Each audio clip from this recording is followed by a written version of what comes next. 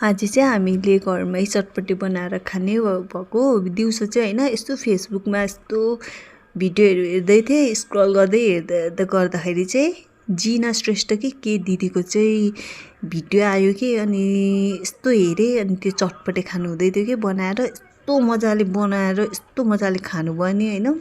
त्यो देखेर मलाई पनि चटपटे खानु मन लाग्यो। अनि मैले बहिनीलाई आज चटपटे खाउँ ल भनेर चाहिँ हामीले चाहिँ सामान लिएर हैन घरैमा चटपटे बनाएको खानाकै साटो बेलुका।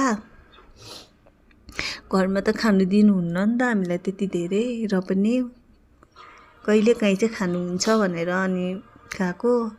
अनि यसमा चाहिँ हामीले त्यही चटपटे मसला, आलु, धनियाँ, चना मटर, अनि त्यसपछि तिलको धुलो, अनि चटपटेमा त्यही पिकबिक, अनि कुरकुरे, अनि चाउचाउ, दालमोटहरू हालेर बनाएको। अनि यो चाहिँ ग्रेभी, अनि कागतीहरू अमिलो पिरो बिना त मिठो हुँदैन नि त चटपटे, अनि त्यही भएर अमिलो पिरो पनि। अनि यहाँ चाहिँ बहिनीले त्यही पिकबिक दालमोटहरू हाल्दैछ।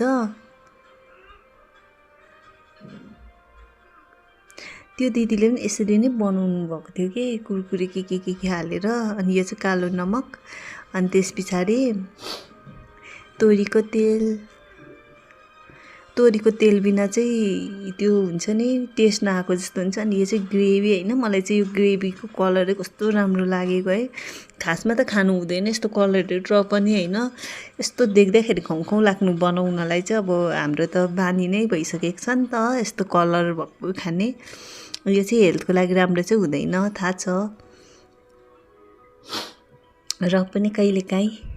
अनि यो चाहिँ पूजा, अनि हाम्रो भाउजूले पनि खाने भन्नुभएको थियो। अनि उहाँलाई चाहिँ धेरै ग्रेभी मन पर्दैन भनेर चाहिँ हामीले धेरै ग्रेभी हालेन। अनि यो चटपटे बनाउँदाखेरि चाहिँ मक बास्ना आइरहेको थियो क्या, हेर्दै खाउँ मुखमा पानी आइसकेको थियो मेरो चाहिँ। अनि हेर्दै कस्तो दामी भएको थियो कि, खाँदा पनि दामी भएको थियो। हाम्रो चटपटी रेडी भएको थियो हैन।